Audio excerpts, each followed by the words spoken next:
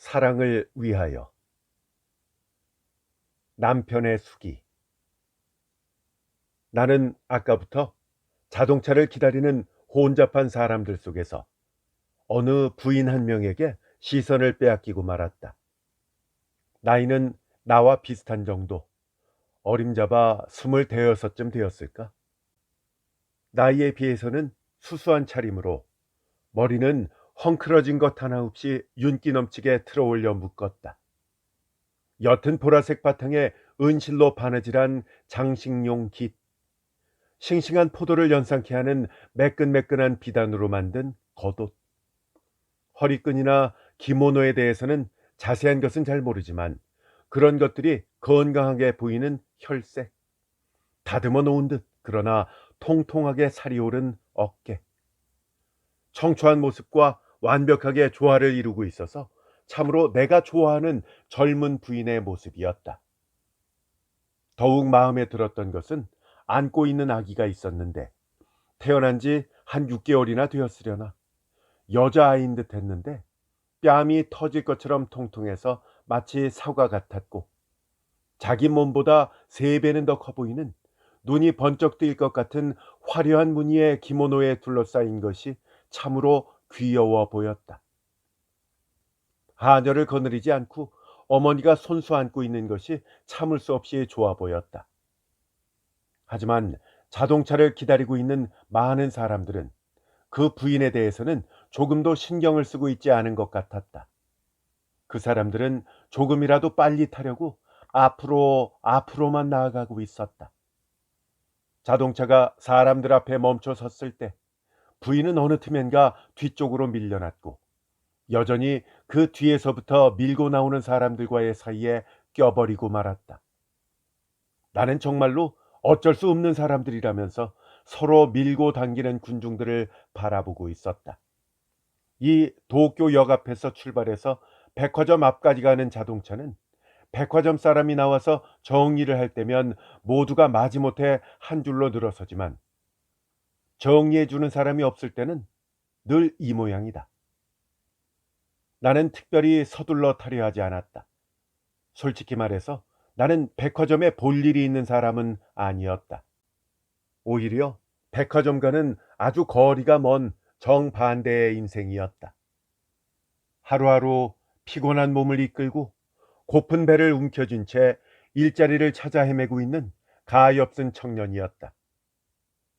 아버지와 충돌만 없었다면 올해쯤에 졸업을 해서 아버지의 위광으로 별다른 고생도 없이 상당한 지위에 올랐을 테지만 이제 와서 그런 것을 후회해 보았자 소용없는 일이다.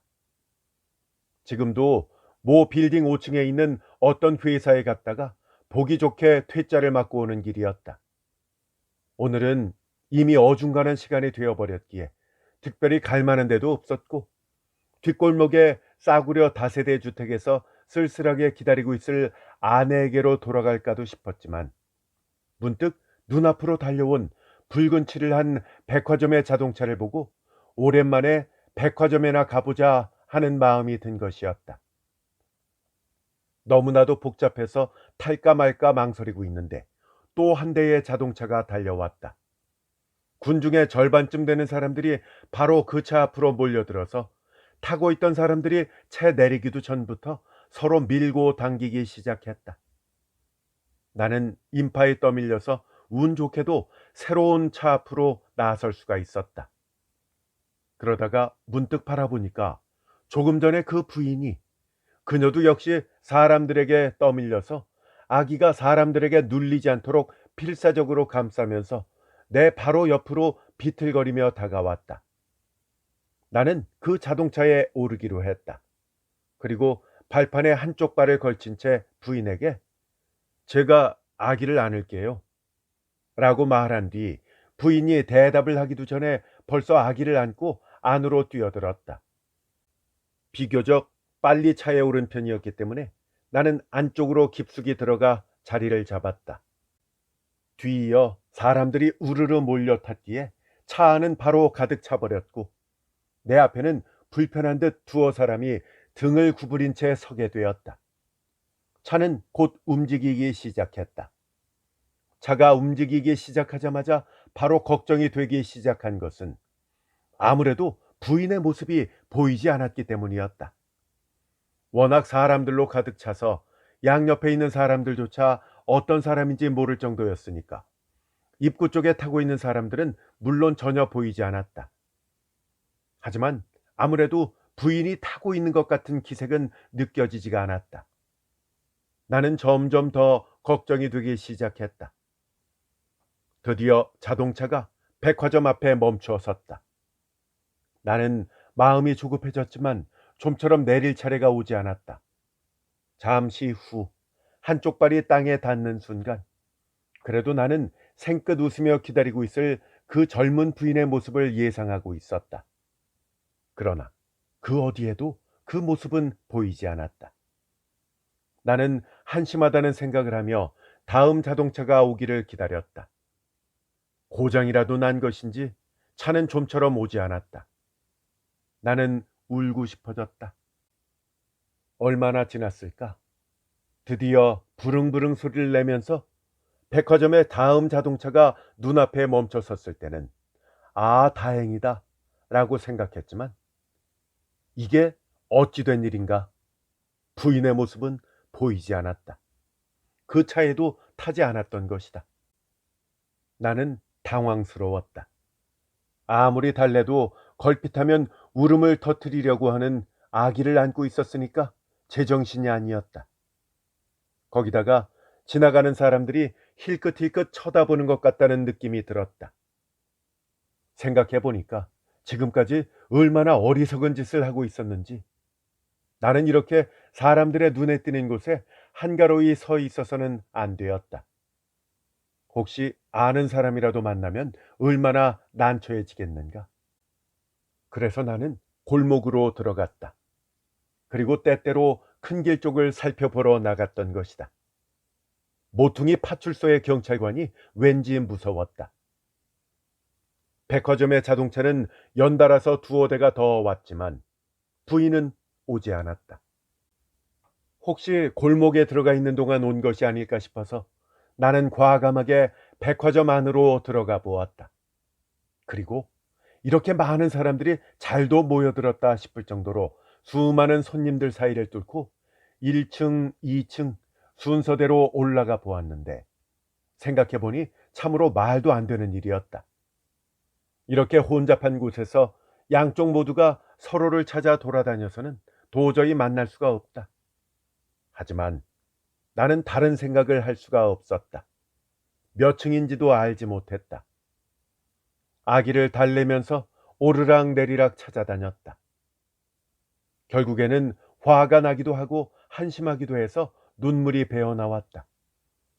아름답게 차려입은 부인과 아가씨들이 이상하다는 듯한 표정으로 나를 바라보았다. 몇 번인가를 오르락 내리락 하다가 제일 아래층으로 내려왔을 때 나는 문득 입구 쪽에서 뒷모습을 보이고 있는 신사 한 명을 발견했다. 그 옆 얼굴을 보고 깜짝 놀랐다. 아버지였던 것이다. 기분 탓인지도 모르겠지만 그럭저럭 3년 가까이 보지 못한 동안 약간 야윈 듯 했지만 다부진 어깨, 고집스러워 보이는 굵은 눈썹, 뼈가 튀어나온 뺨의 주름까지 3년 전 그대로였다. 아버지는 입구 쪽을 가만히 응시하고 있었다.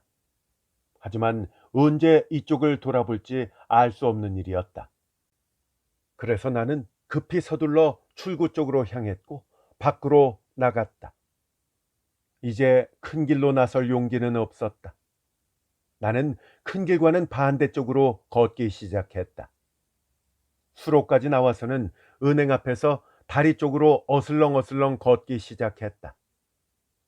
다행스럽게도 아기는 때때로 얼굴을 찌푸리기는 했지만 아직 울음을 터뜨리지는 않았다. 나는 대체 어떻게 하면 좋단 말인가? 아버지가 계신 동안에는 백화점에 다시 갈 수도 없었다. 백화점 직원들에게 이유를 설명하고 맡길까도 싶었지만 쉽게 맡아줄 것 같지 않았다. 너무나도 어렸기에 모퉁이에 있는 파출소로 가면 말할 것도 없이 그 여자가 올 때까지 기다리라고 할 것이었다. 그리고 사람들의 눈을 피하고 있는 나는 경찰을 대하기가 싫었다. 하지만 이러다가 아이가 울기라도 한다면 어떻게 해야 좋단 말인가? 아기 어머니는 반쯤 정신이 나간 상태로 나를 찾고 있을 것임에 틀림이 없었다. 나는 백화점 앞에서 기다려야 한다. 하지만 아버지가 계시니 어쩌면 좋단 말인가?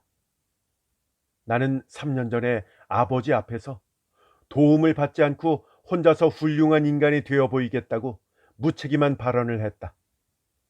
그런데 지금의 이 초라한 모습을, 그것도 다른 사람의 아기를 아는 채 어떻게 아버지에게 보일 수 있단 말인가? 나는 아무리 해도 좋은 생각이 떠오르지 않았기 때문에 일단 집으로 돌아가기로 했다. 아내는 틀림없이 놀랄 것이다. 하지만 이유를 설명하면 틀림없이 이해해 줄 것이다. 아내라면 아기를 돌볼 수도 있을 것이고, 울음을 터뜨리면 이웃집 부인이 젖을 물게도 해줄 것이다. 아기를 아내에게 맡겨두고 나는 바로 백화점으로 되돌아오자 지금은 3시니까 백화점 문을 닫는 5시까지는 충분히 갔다 올 수 있을 것이다 라고 생각했던 것이다. 그때면 아버지는 이미 집으로 돌아가셨을 것이고, 그 부인은 자기 아이를 잃어버린 것이니 더욱 걱정을 끼치는 것은 미안한 일이지만 틀림없이 기다리고 있을 것이다 라고 생각을 했던 것이다. 이렇게 생각한 나는 전차에 올랐다. 내가 아기를 데리고 돌아온 것을 보고 아내는 동그란 눈을 터질 듯이 크게 뜨며 놀랐다. 내가 간단히 사정을 설명하자 아내는 어머 하며 아기를 받아들었다. 그리고 정말 귀여운 아기네요 하고 말했다. 누구든 이 아기를 보면 그렇게 말하지 않고는 견디지 못할 것이다. 아기도 역시 아내에게 안기는 것이 더 기분 좋은 모양이었다. 방긋방긋 웃고 있었다. 아내는 아버지에게 들키는 것이 아니냐며 심하게 걱정을 했지만 나는 잘 설명하고 바로 백화점으로 다시 가보았다. 머뭇머뭇 안으로 들어가 보았지만 아버지의 모습은 보이지 않았다. 하지만 아기 어머니의 모습도 보이지 않았다. 대체 어떻게 된 일이란 말인가? 나는 백화점이 문을 닫을 때까지 안을 여기저기 돌아다녔다. 문을 닫은 뒤에도 한동안 밖에 서 있었다. 하지만 결국 부인의 모습은 보이지 않았다. 어두운 기분에 잠겨서 무거운 발을 질질 끌며 나는 다시 집으로 돌아왔다. 아기는 새근새근 잠을 자고 있었다. 내가 집을 비운 동안 한번 심하게 울음을 터뜨렸지만 두어 집 건너편에 사는 부인이 젖을 물리자 그대로 잠들어 버렸다는 것이다. 나는 아내와 얼굴을 마주보고 한숨을 내쉬었다.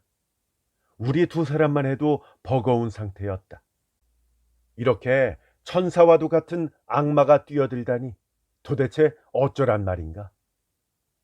우리 둘은 여러 가지로 상의를 했다. 누가 보아도 경찰에 알리는 것이 가장 좋은 방법이었지만 그렇게 할 수는 없었다.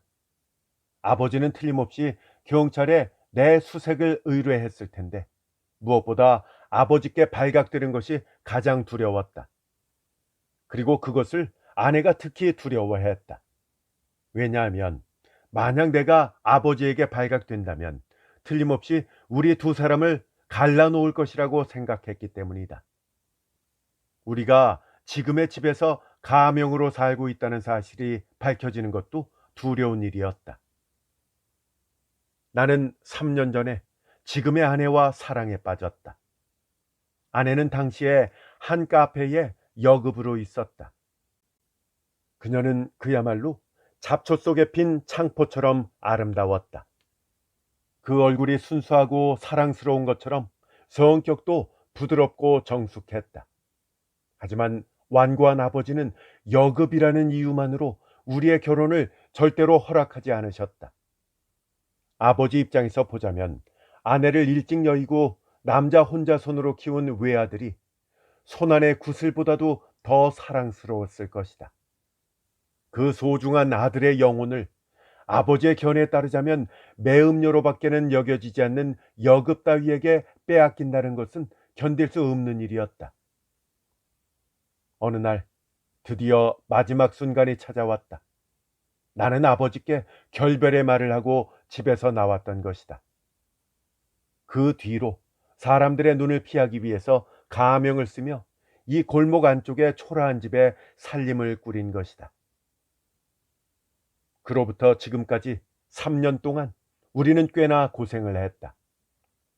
나는 아내로 삼은 이상 여급을 시킬 수는 없다고 생각했기 때문에 집에서 가지고 나온 얼마 되지 않는 돈에 의지해서 부업을 하기도 하고 아주 적은 월급을 받으며 일을 하기도 해서 근근히 생계를 이어가고 있었다. 그런데 이 무슨 불행이란 말인가? 3개월쯤 전부터 일이 완전히 끊기고 만 것이었다. 열심히 절약해서 쓰지 않고 모아두었던 약간의 저금이 있었지만 앞으로 2개월도 버티지 못할 터였다. 그랬기에 나는 매일 일자리를 찾아서 돌아다니고 있었던 것이다. 하지만 아무리 형편이 어렵다고 해도 아버지께 사과를 드린다는 것은 아무래도 내 자존심이 허락하지 않았다. 이런 한심한 모습을 아버지께 보이는 것은 죽기보다 괴로운 일이었던 것이다.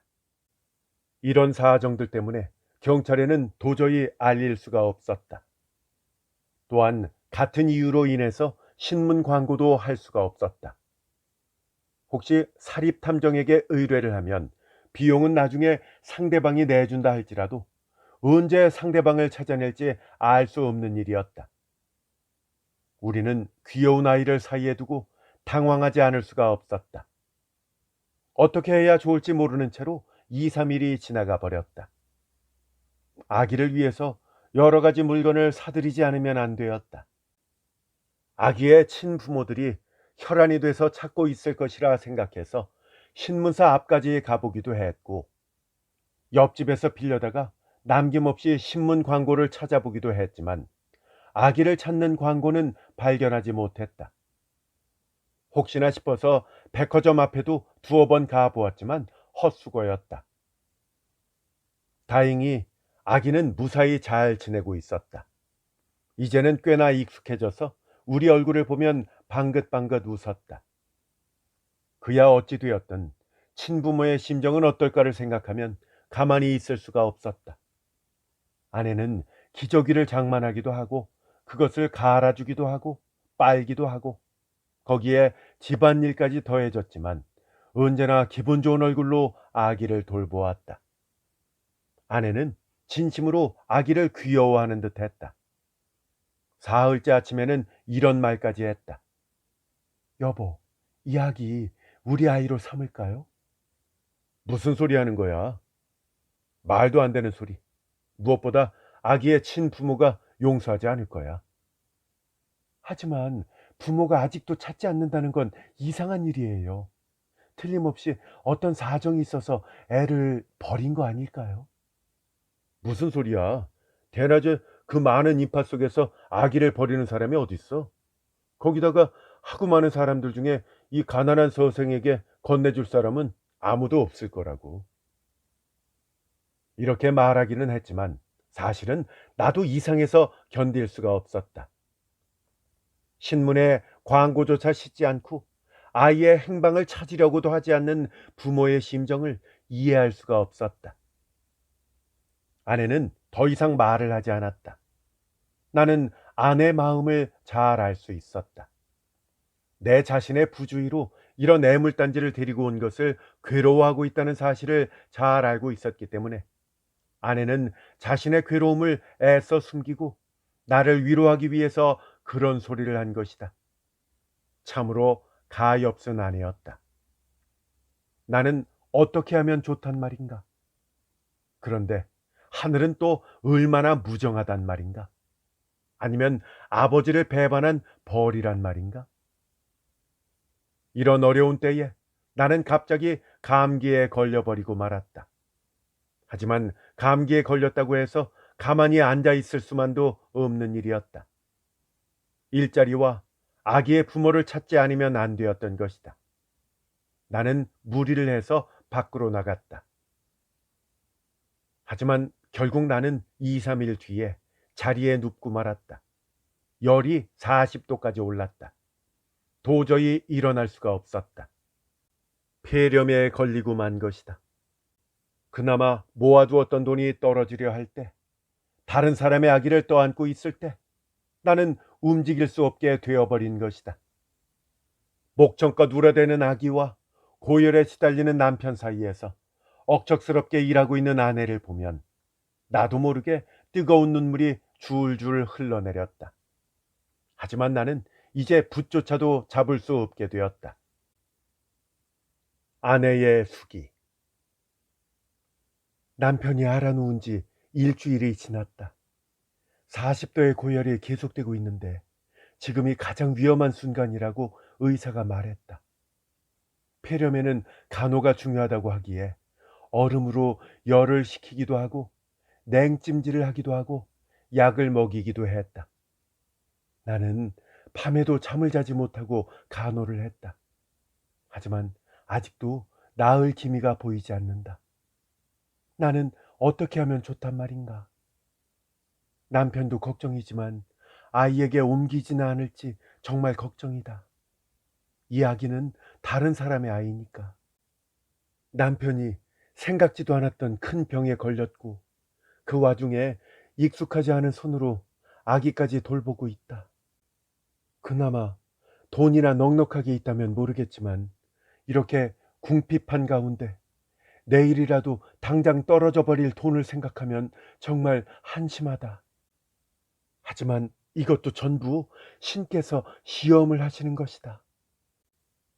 남편이 이대로 낳았기만 한다면, 아기가 잘 자라주기만 한다면 지금까지의 고통도 전부 별일 아니다.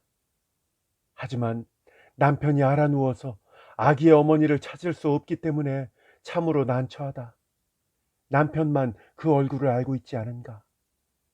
근데 아기 어머니는 정말 뭘 하고 있는 걸까? 남편이 처음 아기를 데리고 돌아왔을 때 나는 깜짝 놀랐지만 남편의 말에 거짓은 한치도 없다고 생각한다.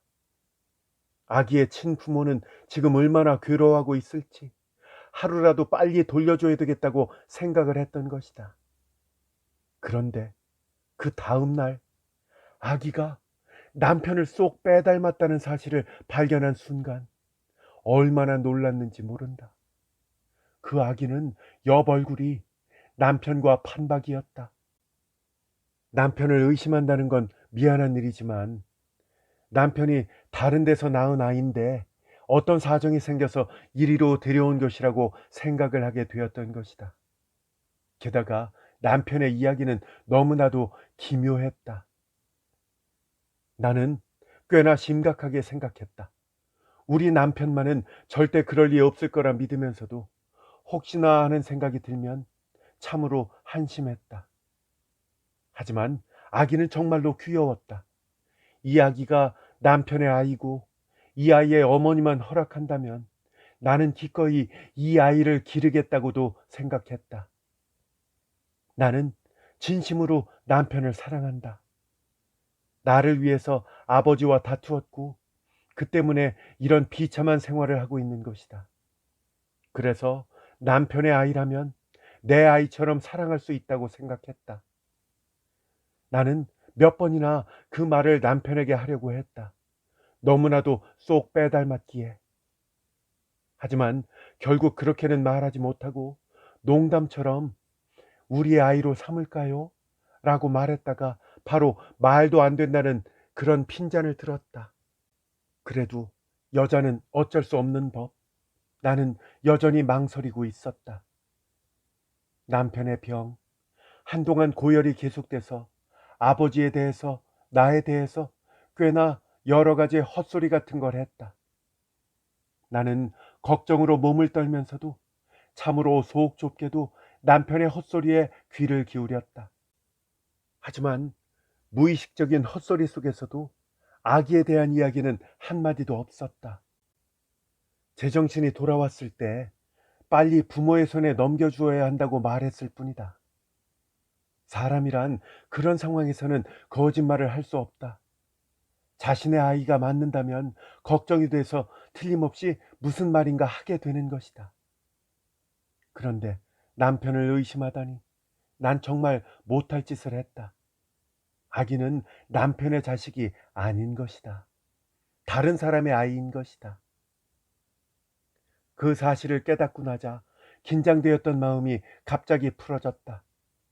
아기는 너무나도 사랑스럽고 사랑스러웠으며 나를 아주 잘 따라서 떼어놓기는 싫었지만 언제까지고 이렇게 우리가 데리고 있을 수는 없었다. 빨리 친부모에게 돌려줘야 하는데 남편이 병에 걸렸으니 어떻게 하면 좋을지. 아, 또 옆집 아이들이 소란을 피운다. 옆집 사람들은 모두 좋은 사람들이고 거기다가 어머니 혼자서 여러 아이들을 키우고 있으니까 어쩔 수 없는 일일 테지만 안정이 무엇보다 중요하다는 남편의 병이 혹시 더 안 좋아지기라도 한다면 어쩌지? 이렇게 볕도 잘 들지 않는 판잣집의 2칸짜리 방에서 병 때문에 누워있는 남편이 불쌍해서 견딜 수가 없다.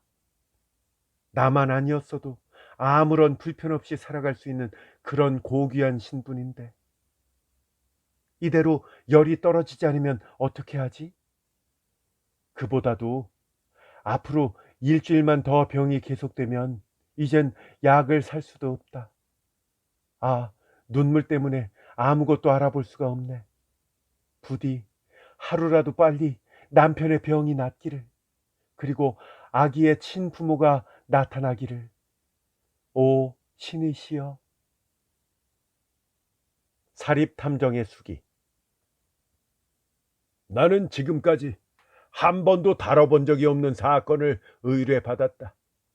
의뢰인은 젊은 부인이었는데 그 부인의 남편이 도쿄역 앞에서 어떤 낯선 부인이 백화점으로 가는 자동차에 타는 것을 도울 목적으로 그 부인의 아이라 여겨지는 갓난아기를 받아든 채 서로를 잃고 말아서 그 아기를 자신의 집으로 데리고 돌아왔지만은 여러 가지 사정으로 그대로 맡아 돌보고 있던 중에 남편이 큰 병에 걸려서 아내인 그 부인이 내 사무소를 찾아와 비밀리에 친어머니를 찾아달라고 의뢰한 것이다. 그 아기의 친어머니 말이다. 이것은 참으로 기묘한 사건이었다. 아기를 맡은 사람이 경찰에 신고하지 못하는 것은 어떤 이유가 있어서 그런다지만 그 아기를 맡긴 사람이 비밀에 붙이고 있다는 점은 납득하기 어려운 일이다.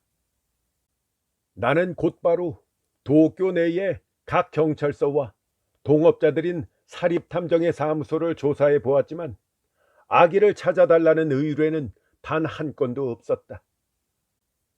전후의 사정으로 보아서는 아기를 버린 것이라고는 여겨지지 않았다. 아기와 아기 어머니라 여겨지는 부인 모두가 꽤나 좋은 옷차림을 하고 있었다는 점으로 미루어 보아 생활이 어려운 사람이라고는 여겨지지 않는다. 그런데도 경찰을 꺼려하는 것은 무슨 이유에서일까? 상식적으로 생각을 해보아 어머니가 자신의 아기를 잃었는데도 가만히 있을 리가 없다. 더구나 그 아기는 누가 보아도 예뻐하지 않을 수 없을 만큼 귀여운 아이라고 하지 않는가? 경찰에 신고를 하지 않는 것은 뭔가 꺼리는 일이 있기 때문이라고 생각되는데 대체 무엇을 두려워하고 있는 것일까? 가장 먼저 생각해 볼 수 있는 것은 어머니나 아버지 혹은 가족 중 누군가가 경찰에서 찾고 있는 사람인 경우다. 하지만 어머니의 모습은 범죄자와 관계가 있는 것처럼은 보이지 않았다. 뿐만 아니라 사소한 형벌이 어머니의 사랑을 이길 수는 없는 법이다.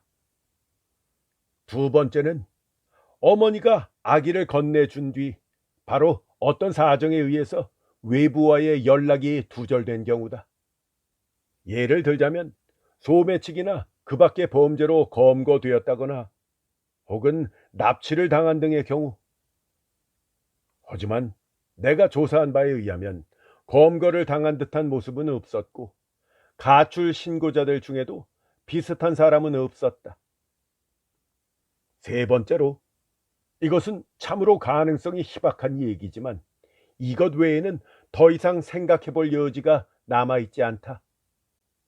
즉, 그 아기는 정당한 아기가 아니고 사생아, 매음녀의 아기 혹은 범죄자의 아기로 아버지나 어머니가 경찰에 신분을 알리고 싶지 않은 경우지만, 이런 경우에는 혹시 신고를 했다 할지라도 충분히 신분을 감출 수 있고 또 경찰에서도 일신상의 비밀을 폭로하지는 않는다.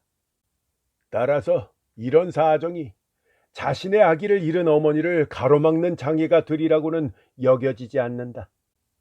그 외에도 양녀, 맡아서 기르는 아이, 업둥이, 이런 경우도 생각해 볼 수 있지만 아무리 친자식이 아니라 할지라도 다른 사람의 손에 넘어가서 행방을 알 수 없게 되었는데 그냥 있지는 않을 것이다.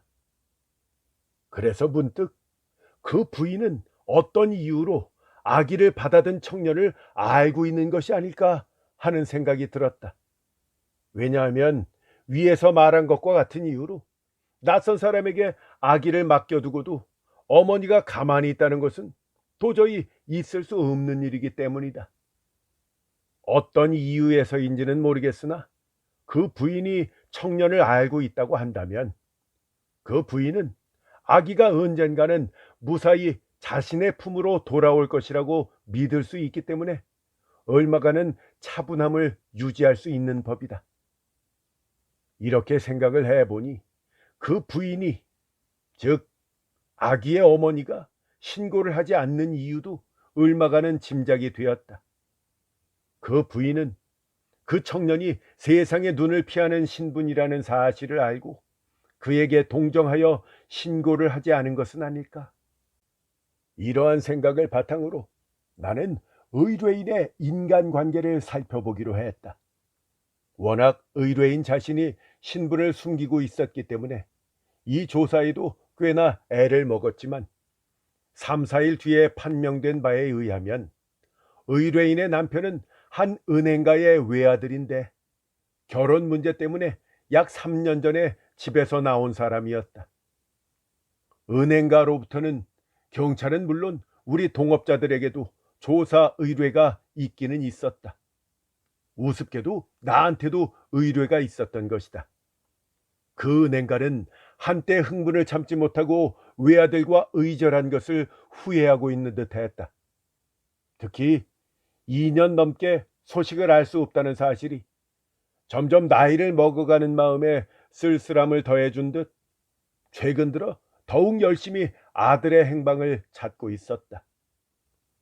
아버지 쪽의 관계, 그리고 그 청년의 친구 관계를 살펴보았지만 최근 아이를 잃고 비탄에 잠겨있는 집은 찾아내지를 못했다. 그렇다면 내 짐작이 빗나간 것일까? 나는 어머니의 입장에서 생각을 해보았다.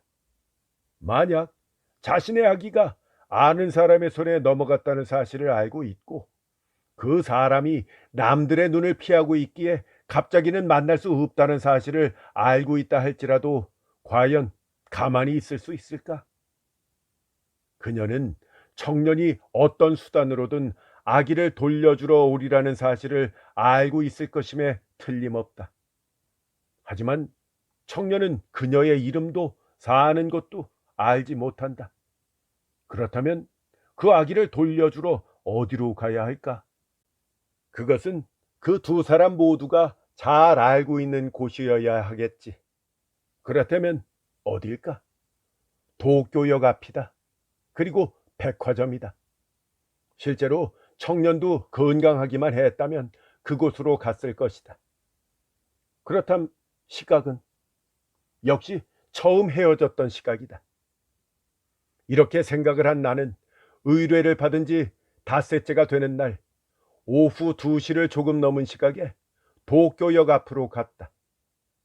역 앞은 여전히 사람들로 붐볐다. 백화점으로 가는 자동차에는 군중들이 가득 들어차 있었다. 나는 무심결에 미소를 지었다. 백화점 가는 자동차가 두어 대 지나는 동안 나는 문득 거기서 약간 떨어진 곳에 부인 한 사람이 서 있는 것을 발견했다. 나이는 26. 약간 야위기는 했지만 머리를 틀어 올려 묶은 부인 차림에 이 산뜻하고 아름다운 여자였다. 가만히 관찰을 해보니까 그녀는 자동차가 들어오고 떠날 때마다 눈을 반짝이며 서둘러 승하차 하는 사람들을 살펴보고 있었다. 자동차의 모습이 사라져 버리면 그 크고 맑은 눈에 슬픔의 기운이 번졌다. 나는 생각했다.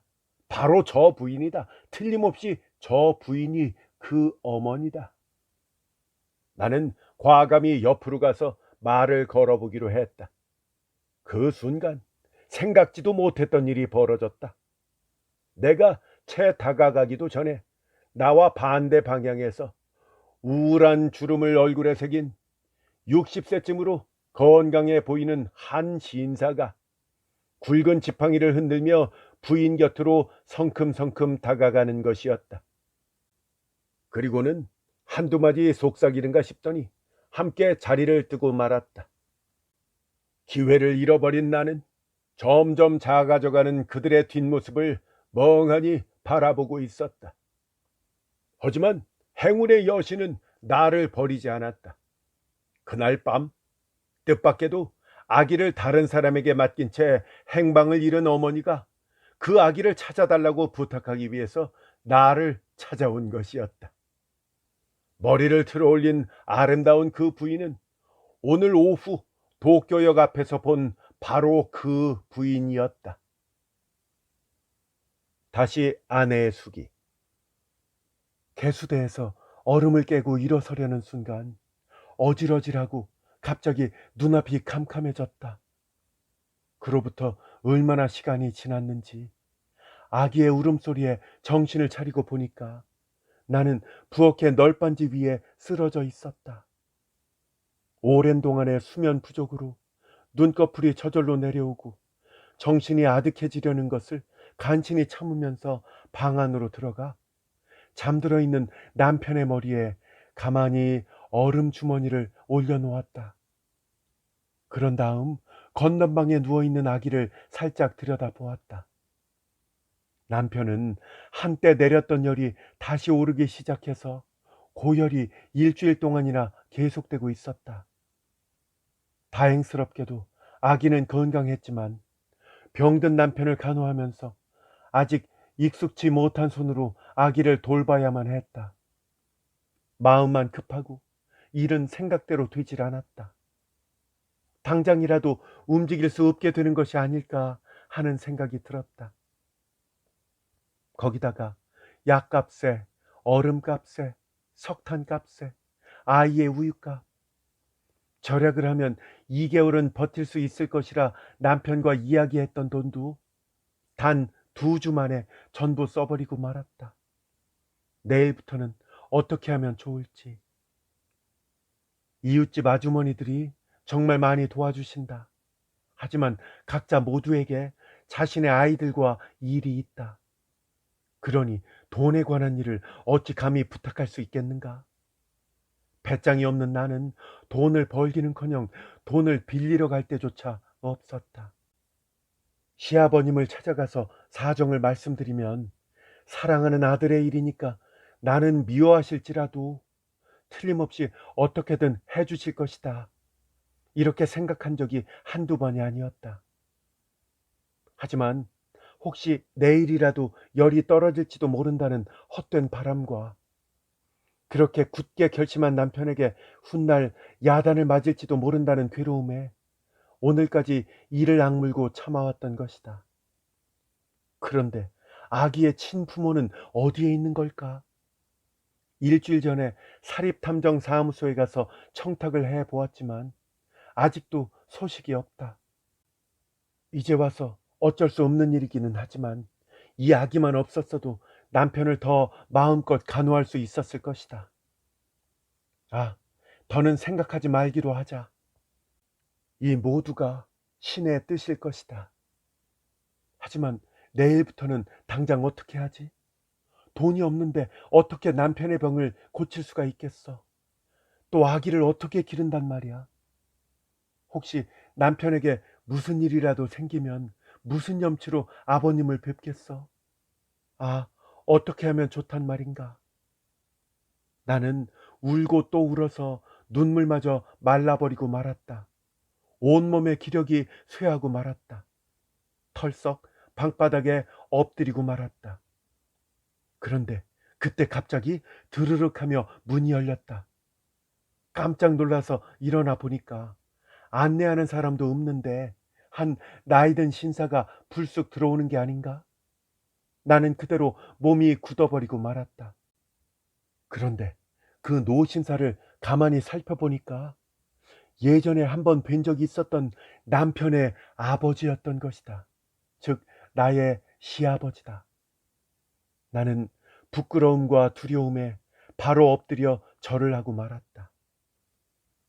아버님은 다급하게 남편 곁으로 다가가서 야윈 남편의 얼굴을 거친 숨결로 뚫어져라 바라보셨다. 눈에서는 눈물이 반짝이고 있었다. 네가 고생이 많았구나. 이젠 괜찮다. 안심해라. 뜻밖에도 다정하게 말씀하셨기에 나는 참지 못하고 커다란 소리를 내며 울기 시작했다.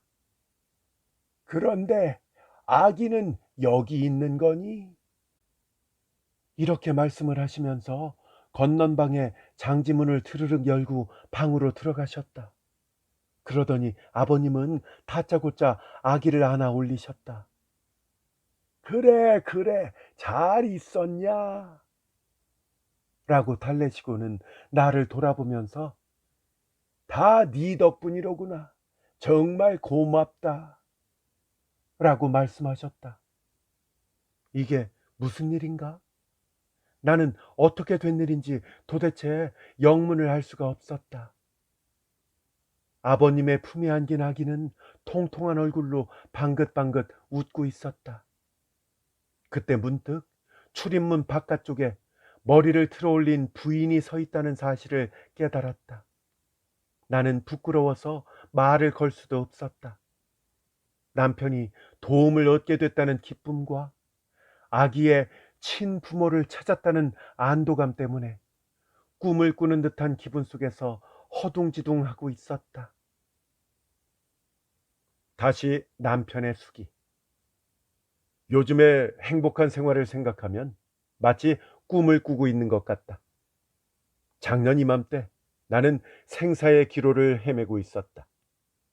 뒷골목 다세대 주택의 눅눅한 방에서 고열에 시달리고 있었던 것이다. 아내는 큰 병에 걸린 나와 내가 기묘한 사건에 휘말려 데리고 온 갓난아이, 그 사이에 껴서 온갖 고통을 맛보았다. 그러던 차에 아버지가 찾아오신 것이다. 아내는 아버지가 갑자기 들어오셨을 때 매우 놀랐다고 한다. 당연히 그랬겠지. 아버지가 아기를 안고 달랠 때는 어떻게 된 일인지 영문을 알 수가 없었다고 한다.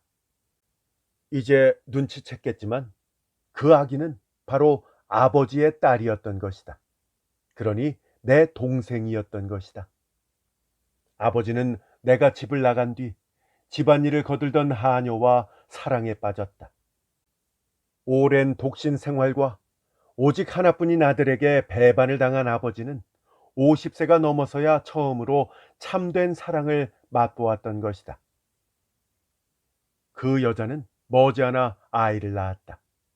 그 사람이 내가 본 아기의 어머니였다. 아기 어머니는 예전에도 한번 우리 집에 일을 하러 온 적이 있었다고 하는데, 그래서 나를 잘 알고 있었다. 그날 백화점 자동차에 오르지 못해서 고생을 하고 있을 때 친절하게 아기를 받아준 청년을 보자마자 한눈에 나라는 사실을 알고 놀라는 동안에 결국 자동차를 놓치고 말았던 것이다. 그런데 다음 자동차가 좀처럼 오지 않았던 것이 화근이 되었다. 다음 자동차를 차분하게 기다릴 수가 없어서 전차에 올랐던 것이다. 그런데 하필이면 그 전차가 고장을 일으켜서 다음 정류장까지 걸어가야만 했다. 그러는 동안에 시간을 많이 빼앗겼던 것이다. 그 시각 나는 백화점에서 아버지를 발견했고 놀라서 밖으로 나와 버렸기 때문에 그녀가 도착했을 무렵에 나는 이미 거기에 없었다. 그때 아버지도 그녀와 아기를 기다리고 있었던 것이다. 그녀와는 따로 살고 있었기 때문에 때때로 만나서 함께 장을 보았다. 아버지와 그녀는 나를 찾았지만 물론 발견할 수 없었다. 그녀에게 이야기를 전해 들은 아버지는 아기가 다른 사람도 아닌 내 품에 있었기 때문에 얼마간은 안심을 하고 계셨다. 그리고 아버지는 그 아기에 관해서 이 사건을 경찰에 신고하기를 원하지 않으셨다. 아버지는 이미 오래 전부터 나를 용서하고 계셨던 것이다. 아버지는 내가 돌아오기만 한다면 언제든지 맞아들일 생각이셨다. 그랬기에 가능한 모든 수단을 동원해서 내 행방을 찾고 계셨던 것이다. 게다가 동시에 아기의 행방도 함께 알아낼 수 있었기 때문에 아기에 관한 일은 숨긴 채 나를 찾아달라고 새롭게 경찰에 요청하기도 하고 사립탐정에게 부탁하기도 하는 등 온갖 수단을 동원하셨던 것이다. 그러나 열흘 동안의 조사가 무의로 끝나버렸기에 아버지는 결국 아기 어머니를 한 탐정사무소로 보내서 아기를 찾아달라고 의뢰하도록 했다. 그런데 우연히도 그 사무소는 내 아내가 부탁을 해두었던 곳이었기 때문에 바로 해결할 수가 있었던 것이다. 아버지는 내 어려운 처지와 아내의 정절에 대한 이야기를 듣고 눈물을 흘리셨다. 그리고 우리의 은거지인 뒷골목의 다세대 주택으로 달려오신 것이었다. 그날 이후로 아버지도 나도 아내도 아기도 아기의 어머니도 모두 다 행복했다. 그 아기는 우리를 행복으로 인도한 천사였던 것이다. 그 아기, 즉 내 여동생은 모두에게서 사랑을 받고 있다. 어찌 사랑하지 않을 수 있겠는가? 하지만 아가야, 사랑하는 내 동생, 너는 나를 닮아서 내 아내를 걱정하게 만들었단다.